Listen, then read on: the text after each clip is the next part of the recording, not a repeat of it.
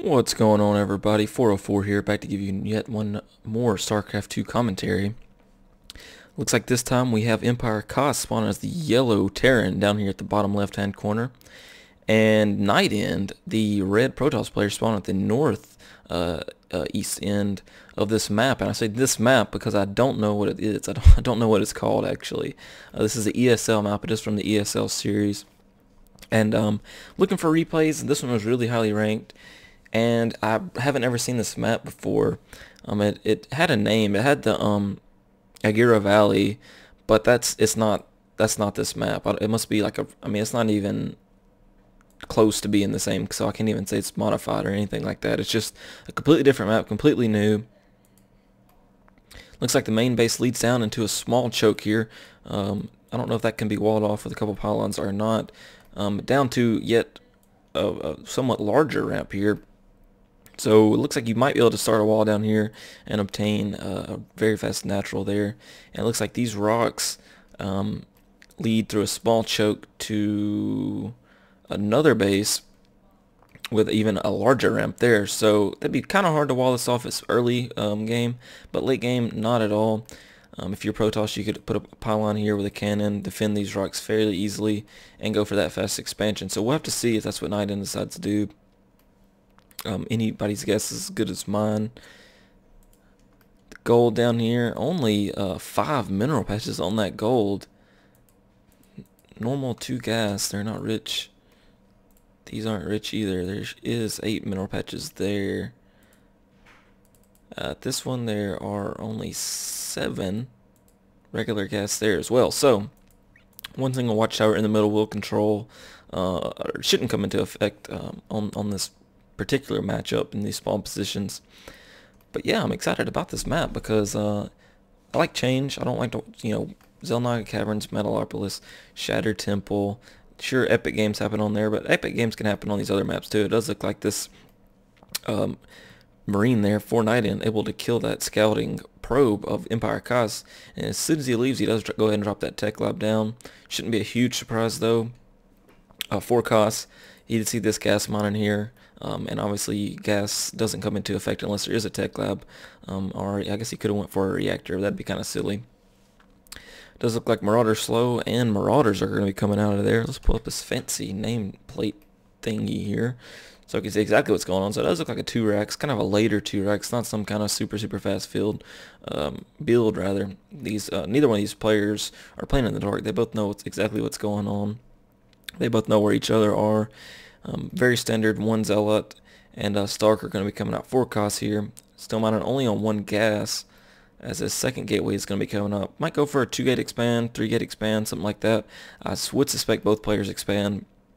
Like I said, each player could put on some early pressure respectively, meet in the middle, see that they both have pretty even armies, fall back and expand off of that. Looks like somewhat of a fast stem. Of course, since stem takes longer, since about like 1.2 or whenever that was, you don't see a lot of players go for it super fast because it does take forever. Kind of a mid to late game-ish thing now, especially without medevacs. It's kind of a silly thing to get unless you're going to go for some kind of all-in in the game early, get it over with. But it does look like Kos is going to expand straight to the gold here, so he's going to put on this early pressure, try to keep Kos on his toes, only to fall back and expand on this gold here. Even not before too long, maybe around the 6 to 7 minute mark, might even fall back and grab his natural. So 3 Marauders, 1 Marine. That Marauder slow is finished. Simpack only about halfway done, so Simpack not going to come into effect here. 1 sentry here might force it to cancel on this Nexus, but the sentry here will be able to force field that ramp, and not much will be able to get done here on this push. The Marauder is going to be focusing down that Stalker there. The only real threat to the Marauders, especially with the slow here, will force Kos to fall back. Not going to cancel the expansion, at least quite yet. 1 Marauder in the red, 2 more Marauders. Very healthy, as well as that Marine. He did micro that Marauder to the back there. Very nice move. It's just little subtle things like that. Keep that Marauder alive for just a couple more seconds. That particular Marauder doesn't have any kills, but his buddy has one, and the Marine has one. So if we pull up the Army tab. Again, both players real close in supply. No huge threat there, 26 to 26. But the thing is, Kas being a Terran, it's going to have these mules. Going to have this gold even, and albeit it's not a very big gold, it is a gold. It will get mined out fairly fast, and that is a lot of SCVs to be transferred down there. That's about all you can have right there. This base is 100% saturated now, and if he decides to get that gas, that'll be interesting to see. Looks like gonna go more racks. Probably gonna throw down reactors on these, I would guess. I mean, I'm not some kind of super uber pro, but yeah, that's just my guess. Only mining off one gas there. I'm gonna be on that gold. Gonna have stem done in a little bit. Gonna be going for that factory and eventually to that starport, I presume. Gonna be using this gas to get the medevacs. Medevacs do cost a gas, right? I can't never remember. I don't play Terran. Terran is my absolute worst race. I do play Zerg and Protoss, however, so definitely know a little bit more about those races than Terran. 35 to 30 on the harvesters. It does look like the Protoss player is ahead, but again, can't stress this enough. This gold is going to start kicking in if it hasn't already. And we will see this supply just go out of control here. More and more Marines being trained up. No starport yet, though. That's interesting.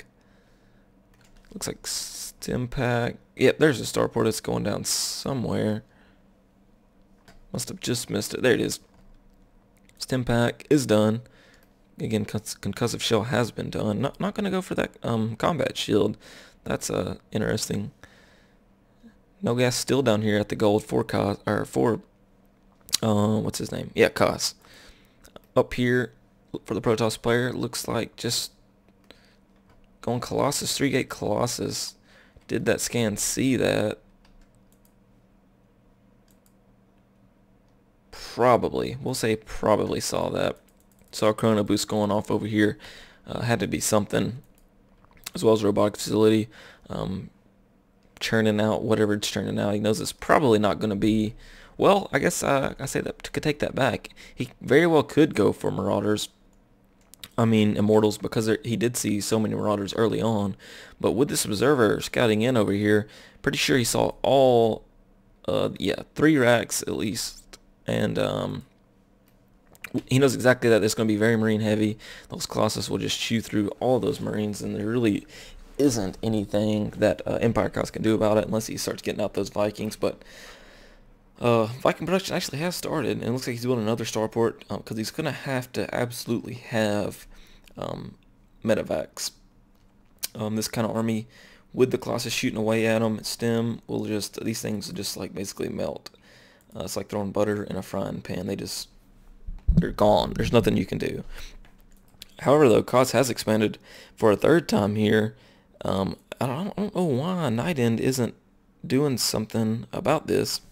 Yeah, I mean, this gold has been up and running for so long now, and I guess he doesn't do anything about it because there's all these bunkers here, and he just really couldn't attack into a good angle. However, he could choose to write down his own rocks here and expand to this expansion here. I guess his 2nd natural. But no, however, he is going to go for the gold here. He knows that the Terran's in a defensive position, and if he decides to attack into this, you know, he will... The Protoss player will have the advantage there. The Colossus on the high ground. Do they have that extended thermal lance? They don't. Yeah, they do. They do have the extended thermal lance. So they will be able to reach down there.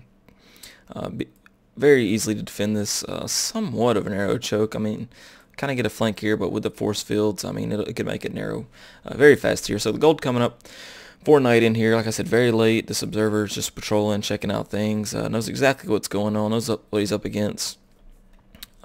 He has seen this 2nd or 3rd base over here at the natural. So both players just geared up for a macro game. I think that's how both these players like to play. I've never really seen any of them do any kind of super cheese, but I mean, cheese is good sometimes. Just has to be the right map, right circumstances, and macro games are good too, and that's exactly what we're seeing here. A Protoss player ahead by about 12 harvesters there. However, with the mules, Terran always comes out ahead there. And this does look like he's going to move out here. Hefty Marine Marauder army. Lots of Vikings there. No medevacs, though. So once the stem goes down on these Marines and Marauders, as long as NightEnD can keep some of these units alive, mainly the Colossus, he should be in pretty good shape here. However, those Vikings, 9 of them in total, and now he's producing 4 at a time, as well as 4 Marauders at a time. So Bio Ball here shaping up very nicely. 0-0 upgrades on those. Looks like the Protoss player, NightEnD 0-0 as well. So neither player opted to go for those upgrades quite yet. However, as I say that, weapons level 1 for the Terran player is going to complete, and that might be what he's waiting on here. As he comes out to the middle of the map, only 1 medevac. That medevac's really not going to do anything. And here comes the attack here. Gonna wait for the stem. There goes the stem. The Vikings are firing away at the Colossus there. Protoss units do get in place. Looks like charge is done on the Zealots, and the Zealots are paired with the Colossus, and the Stalkers are just melting away this. However, the Vikings are not being focus fired, and all the Colossus do die. Looks like these last remaining units for NightEnD will be able to clean up these units of EmpireKas, and do have to say the Protoss player looks like he came ahead on that one. Cost did opt to go for an expansion there after that battle was over, so if that goes unchecked, the Protoss player could very easily pull away again. It looks like he actually a little bit ahead on supply still. That's not Harvesters, that is actual Army, 2950 to 2300, so he is ahead. Don't know how much more he's going to be ahead there. Do we still have Colossus coming out up here? We do, even throwing out another Robo Bay. But it looks like the Viking production has somewhat stopped. There are about 10 Vikings on the field total now, so it would take a lot of Colossus to be able to negate those Vikings, as well as a lot of Stalkers. There's only 9 Stalkers on the field, so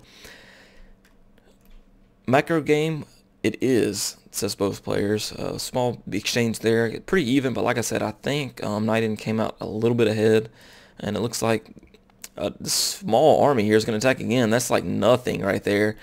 Shouldn't even bring the Colossus. It does look like he's going to indeed land the Vikings. This smaller second party is going to join a little bit late. Guardian Shield, though, is up. It's given that plus additional armor to all these units here. He stems once again. They're going to try to do some scoot and shoot micro there, but that's probably not going to happen once this charge cooldown is available to go again. Should actually be able to attack into this and just completely kill it. NightEnD, though, continue to produce those Colossus. No upgrades yet. I don't even know if there's a forge on the field that I can see. It does have the Twilight Council. But yeah, no forges. He should strongly consider throwing out 2 of those, getting those upgrades, and expanding again. As if he doesn't, he's just going to fall away farther and farther behind. These Colossus, like I said, there's 3 now. There still should be at least... Well, no. Did the Vikings die? A lot of them did. So that's nice, and he's not replacing those either. He is getting a Ghost Academy for those EMPs, I presume. I wouldn't think he would go for a nuke there.